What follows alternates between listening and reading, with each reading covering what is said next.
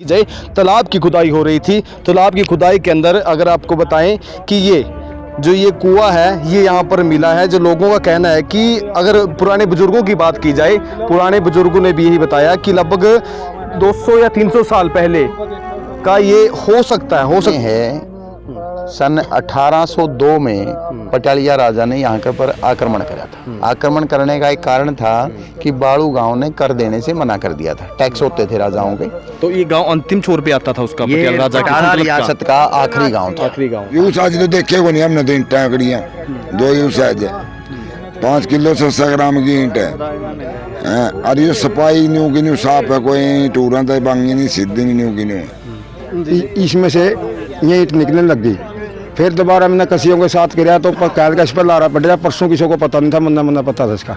एक बंदा और था मेरे साथ बस।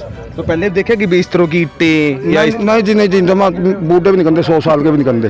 तो थे भी जो है पीछे खुदाई हुई है। खुदाई में कुछ पत्थर का हार भी मिला था वहाँ से।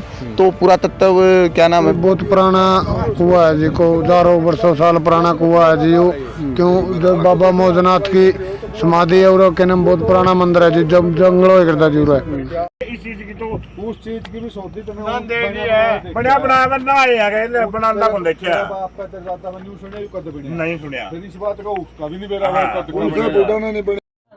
तो नमस्कार, आप देख रहे हैं KBN24 और मैं आपके साथ रणदीप धानिया। फिलहाल अगर हरियाणा की बात की जाए, हरियाणा की वो धरती है जहां पर अगर पुरानी धरोहरों की बात की जाए, उनके अंश यहाँ पर मिलते रहते हैं। फिलहाल मैं जो कलायत का एक बड़ा गांव है बालू बिदान पट्टी के अंदर मौजूद हूं। अगर बात यहाँ के एक बालू टीला है, वहाँ पर भी अगर बात की जाए, जो लोग हैं दूर दराज से आते हैं। और बालू टीला है, वहाँ पर भी अगर पुराने अंश मिले थे, चूड़ियाँ या फिर मिट्टी से बने बर्तन, वो लगातार मिलते रहे। पुरातत्व विभाग की जो टीम है वो भी पहुंची थी। वाकई ही पिछली अगर बात की जाए महिलाओं की चूड़ियों की, मिट्टी की चूड़ियां, वो उसके अंश यहाँ पर मिले। फिलहाल तालाब की खुदाई हो रही थी। तालाब की खुदाई के अंदर अगर आपको बताएं कि ये कुआं है, ये यहाँ पर मिला है। जो लोगों का कहना है कि अगर पुराने बुजुर्गों की बात की जाए, पुराने बुजुर्गों ने भी यही बताया कि लगभग 200 या 300 साल पहले का ये हो सकता है इसलिए क्योंकि जब पटियाला राजा थे, जब युद्ध हुआ तो अंतिम छोर पर ये गांव आता है उस युद्ध क्षेत्र का। तो उस दौरान भी बताया कि काफ़ी खुदाई यहाँ पर कर दी गई थी बचाव के लिए, कि उनका जो गांव के लोग हैं उनका बचाव हो। यानी अगर इस कुएं की बात कीजिए, देखिए कि आसपास अगर जो लोग हैं उनका कहना है कि लगभग 5 किलो 600 ग्राम की जो एक ईंट है यहाँ पर लगी हुई है। एक ईंट देखिएगा कि ये ईंट का जो साइज़ है ये काफ़ी बड़ा है। और जो लोग हैं इसकी जो माप भी लिया गया और इसको तोलकर बुलाया गया। लगभग 5 किलो 600 ग्राम की ये एक ईंट है। फिलहाल खुदाई के दौरान क्योंकि सौंदर्यकरण, तालाबों का सौंदर्यकरण सरकार द्वारा किया जा रहा है, उस दौरान काफ़ी अंश मिले या घाट मिले यहाँ पर। अगर आप लोगों से बात की जाए, जी क्या नाम है आपका? रामफला जी। क्या मिला, ये क्या है ये? बस ये कुआ मिला जी हमने तो, चाहे मिट्टी चाहे ठीक करे से पड़े हैं इसमें, बस और तो कुछ मिला नहीं। खोद दांगे थी बेरा लागेगा भी के कैसे पता कैसे चला ये कुआ है ये? हिब खोद दांगे भी जीबीसी ने खोद दिया। जब जीबीसी ने दिखा गोल सारा पब्लिक तो नहीं कह रही है कुआ है हिब खोद दांगे, इसमें दुई बेरा लगा के है यू के नहीं, हिब लोग कोई बेरा नहीं इसका। ईंटों की बात की आपने, जैसे कि ईंट बड़ी है, साइज नहीं है। यू साज तो देखे को नहीं हमने, तो ईंटें आकड़ियाँ दो यूं साज है, 5 किलो 700 ग्राम की ईंट है। और ये सफाई न्यू की न्यू साफ है, कोई टूरा तो बांगी नहीं, सीधी नहीं न्यू की न्यू है सारा। हमने बाकी बूढ़े पूछ लिए, बूढ़े न्यू कह रहे भाई हमने तो कदे को नहीं में आती पूरा कुआ है या ना है। 100 साल के ही पूछ लिए जुए हैं, 90 साल के ही पूछ लिए, बोले हमने देखा कदे। आपने देखा कि ईंटें भी अलग तरीके से हैं और जो और भी मिले हैं, घाट भी मिले हैं। क्या मानते हो इसको? ये तो जी बहुत पुराना कुआ है जी, को हजारों वर्षों साल पुराना कुआ है जी। वो क्यों जो बाबा मौजनाथ की समाधि है और के नाम बहुत पुराना मंदिर है जी, जब जंगलों करता जी कुंभीड हो करता पुराना जी, बाबा ने समाधि करी है, बहुत पुराना है जी। क्यों खोदने लग रहे थे मशीन ने, जब ये पहाड़ी में कोई दीवार होगी देखा था, फिर शायद खोदा कुआ निकलिया जी। बाकी पहले खुदाई की गई है तालाब की? नहीं जी, पहले उधर करी है, इधर नहीं हो, पहले उधर पैड़ो ही कर दी जूरा को, पैड़ो ही कर दी पहले तो। और क्या मिला यहाँ? और तो जी इसके मिले देखे कापन के ढक्कन ढुक्कन है मिले जी, पैंडे पुंडे के, बाकी वो देखा जी क्या निकलेगा खुदाई में जी। जी जी, क्या देखा था आपने?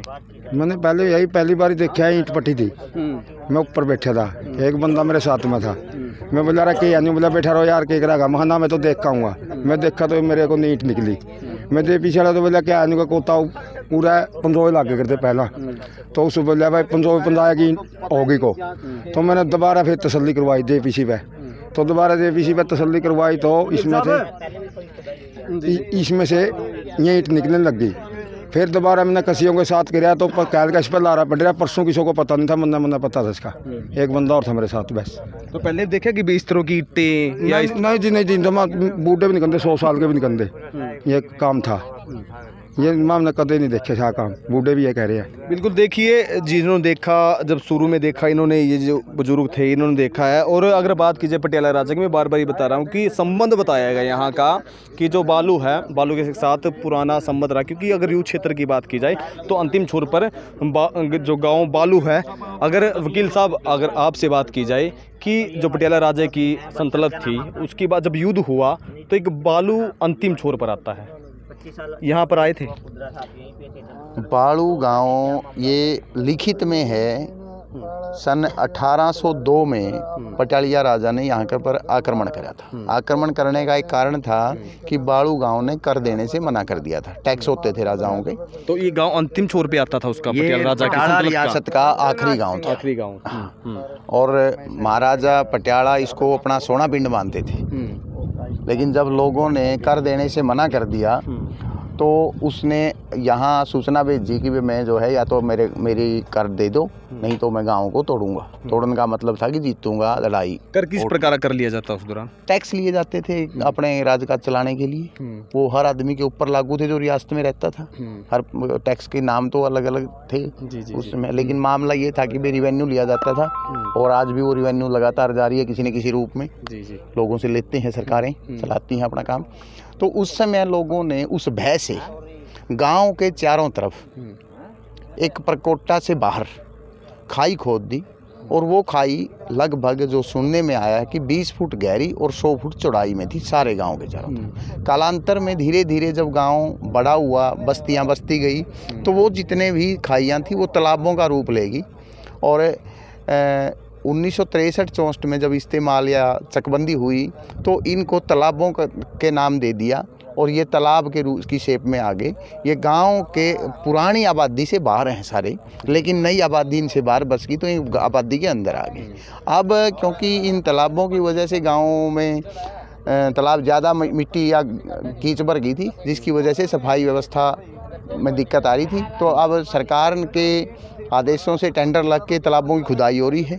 सौंदर्य सरोवर योजना के तहत इन तालाबों का नवीनीकरण और सौंदर्यीकरण हो रहा है।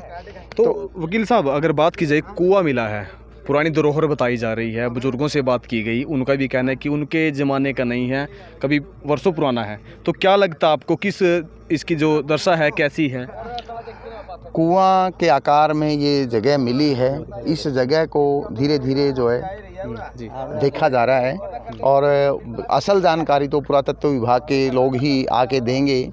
और गूगल पे हमने जो देखा है, ये रोमन पद्धति की जो ईंटें हैं जिनका आकार बहुत बड़ा है, रोमन पद्धति की ईंटें हैं जो साइज़ 1.5 फुट के आसपास साइज़ है, और 5.5 किलो के आसपास इनका वज़न है।